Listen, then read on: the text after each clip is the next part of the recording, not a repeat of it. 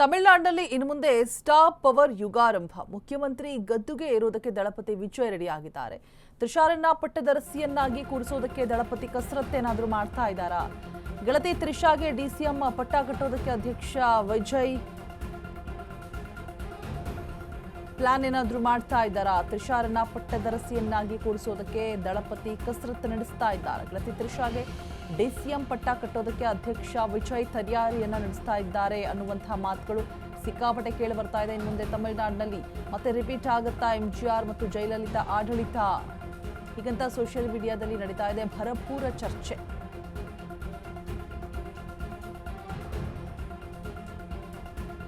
Star power ಯುಗಾರಂಭ. ತಮಿಳುನಾಡಿನಲ್ಲಿ ಮುಖ್ಯಮಂತ್ರಿ ಗದ್ದುಗೆ ಇರೋದಕ್ಕೆ ದಳಪತಿ ವಿಜಯ್ ಸಜ್ಜಾಗಿದ್ದಾರೆ. ತ್ರಿಷಾರನ್ನ ಪಟ್ಟದರಸಿಯನ್ನಾಗಿ ಕೂರಿಸೋದಕ್ಕೆ ದಳಪತಿ ಕಸರತ್ತೇನಾದರೂ ಮಾಡ್ತಾ ಇದ್ದಾರೆ. ಸೋಷಿಯಲ್ ಮೀಡಿಯಾದಲ್ಲಿ ನಿನ್ನೆಯಿಂದ ಇದೇ ವಿಚಾರವಾಗಿ ಚರ್ಚೆ, ಪೋಸ್ಟರ್ಸ್ಗಳು, ತ್ರಿಷಾ ಇನ್ ಮುಂದೆ ಡಿಸಿಎಂ ಅನ್ನುವಂಥದ್ದು, ವಿಜಯ್ ಹಾಗೂ ತ್ರಿಷಾ ಆಡಳಿತ ಮತ್ತೆ ರಿಪೀಟ್ ಆಗುತ್ತಾ ಎಂಜಿಆರ್ ಹಾಗೆ ಜಯಲಲಿತಾ ಆಡಳಿತ ಅನ್ನುವಂಥದ್ದನ್ನ ಕಂಪ್ಯಾರಿಸನ್ ಕೂಡ ಮಾಡ್ತಾ ಇದ್ದಾರೆ. ಹೀಗಂತ ಸೋಷಿಯಲ್ ಮೀಡಿಯಾದಲ್ಲಿ ಭರಪೂರ ಚರ್ಚೆಗಳು ಆಗ್ತಾ ಇರುವಂಥದ್ದು. ಸೊ ಕಾದು ನೋಡಬೇಕು. ಹೊಸ ಪಕ್ಷವನ್ನ ಕಟ್ಟಿದಂತಹ ನಟ ದಳಪತಿ ವಿಜಯ್ ಅಭೂತಪೂರ್ವವಾದಂತಹ ಯಶಸ್ಸನ್ನ ಕಂಡುಕೊಂಡಿದ್ದಾರೆ. ಸಿಎಂ ಹುದ್ದೆಯತ್ತ ದಾಪುಗಾಲನ್ನ ಇಟ್ಟಿದ್ದಾರೆ. ಸೊ ವಿಜಯ್ ಅಭಿಮಾನಿಗಳಿಗೆ, ಕುಟುಂಬಕ್ಕೆ, ಆಪ್ತರಿಗೆ ಇದು ಹಬ್ಬ. ಬಟ್ ಅನೇಕರಿಗೆ ಭಾರಿ ಅಚ್ಚರಿಯ ಸಂಗತಿ ಇದು. ಬಿಕಾಸ್ 2 ವರ್ಷದಲ್ಲಿ ರಾಜಕಾರಣಕ್ಕೆ ಇಳಿದಾಗಿಂದಲೂ ಕೂಡ ಅವರು ಎದುರಿಸಿದಂತಹ ಅಡೆತಡೆಗಳು ಒಂದೊಂದಲ್ಲ. ಸೊ ತಮಿಳಿಗ ವೆಚ್ಚಿ ಕಳಗಂ ಪಕ್ಷವನ್ನು ಕಟ್ಟಿ ಸಕ್ರಿಯ ರಾಜಕಾರಣ ಶುರು ಮಾಡಿದಾಗಿಂದಲೂ ಕೂಡ ಒಂದೆಲ್ಲ ಒಂದು ವಿವಾದದಲ್ಲಿ ಸಿಲುಕಿದ್ರು. ಆದರೆ ಎಲ್ಲಿಯೂ ಕೂಡ ಜಾಸ್ತಿ ಮಾತನಾಡಲಿಲ್ಲ, ಬೇರೆ ಪಕ್ಷಗಳನ್ನ ಜಾಸ್ತಿ ಹೀಗಳಿಲ್ಲ. ಅಂತಿಮವಾಗಿ ಜನರು ನಟನ ಕೈ ಹಿಡಿದಿದ್ದಾರೆ.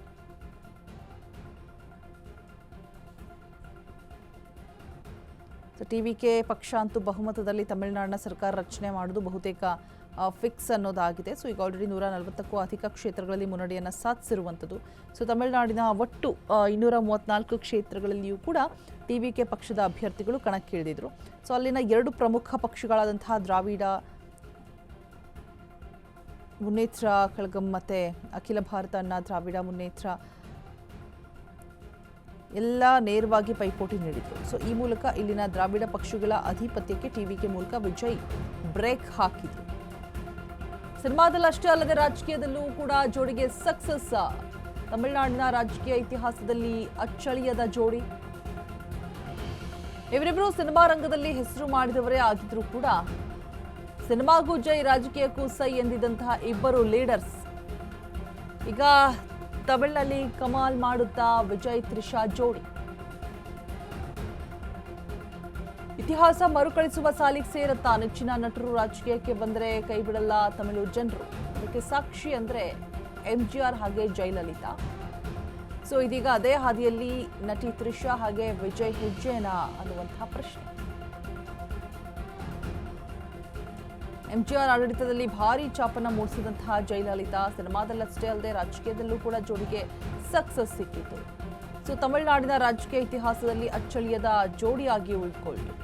ಸೊ ಇವರಿಬ್ಬರು ಸಿನಿಮಾ ರಂಗದಲ್ಲಿ ಹೆಸರು ಮಾಡಿದವರೇ ಆಗಿದ್ರು ಕೂಡ ರಾಜಕೀಯದಲ್ಲೂ ಕೂಡ ಸೈ ಅನ್ಸ್ಕೊಂಡ್ರು, ಸಿನಿಮಾದಲ್ಲೂ ಕೂಡ ಸೈ ಅನ್ಸ್ಕೊಂಡ್ರು ಇದ್ರು ಲೀಡರ್ಸ್. ಈಗ ತಮಿಳಿನಲ್ಲಿ ಕಮಾಲ್ ಮಾಡುತ್ತಾ ಮತ್ತೆ ವಿಜಯ್ ತ್ರಿಷಾ ಜೋಡಿಯಲ್ಲಿ, ಬಿಕಾಸ್ ಡಿಸಿಎಂ ಸ್ಥಾನದಲ್ಲಿ ತ್ರಿಷಾ ಅವರನ್ನೇ ಕೂರಿಸ್ತಾರೆ ಅನ್ನುವಂತಹ ಚರ್ಚೆ ನಿನ್ನೆಯಿಂದನೂ ಕೂಡ ಆರಂಭ ಆಗಿದೆ.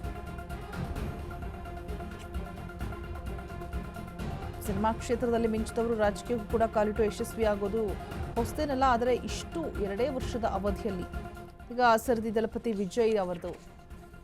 ಸೊ ಈ ಹಿಂದೆ MG ರಾಮಚಂದ್ರನ್ ಮತ್ತು ಜಯಲಲಿತಾ ಅವರು ಕೂಡ ಇದೇ ಹಾದಿಯನ್ನು ತುಳಿದಿದ್ರು. ತಮಿಳುನಾಡಿನ ರಾಜಕೀಯ ಇತಿಹಾಸದಲ್ಲಿ ಅಚ್ಚಳಿಯದ ಒಂದು ಹೆಸರುಗಳು ಕೂಡ ಇದು.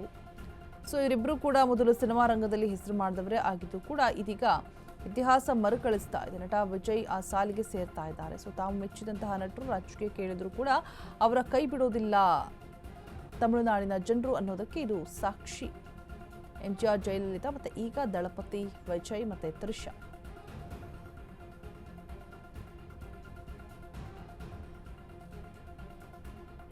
ತಮಿಳುನಾಡಿನ ಸಿನಿಮಾ ಕ್ಷೇತ್ರ ಮತ್ತು ರಾಜಕೀಯ ಎರಡರಲ್ಲೂ ಕೂಡ ಎಂಜಿಆರ್ ಹೆಸರು ಚಿರಪರಿಚಿತ. ನಾವು ಅವರ ಮುಖ ತೋರಿಸಿದಾಗ ನಮಗೆ 40,000 ಮತಗಳು ಸಿಗುತ್ತೆ, ಅವರು ಕೇವಲ ಮಾತಾಡಿದ್ರೆ ನಮಗೆ 4 ಲಕ್ಷ ಸಿಗುತ್ತೆ ಅಂತ ಹೇಳ್ಬಿಟ್ಟು DMK ಸಂಸ್ಥಾಪಕ ಮತ್ತು ತಮಿಳುನಾಡಿನ ಮೊದಲ ಮುಖ್ಯಮಂತ್ರಿ ದ್ರಾವಿಡ ಪಕ್ಷದಿಂದ ಬಂದಂತಹ CN ಅಣ್ಣಾದುರೈ MGR ಬಗ್ಗೆ ಹೇಳಿದರು. ಸೊ ಅದು ಸತ್ಯವೇ ಆಗಿತ್ತು ಕೂಡ. ಸೊ ಆಗ MGR ಅವರು CN ಅಣ್ಣಾದುರೈ ಅವರ ಪಕ್ಷದಲ್ಲಿ ಇದ್ದರು.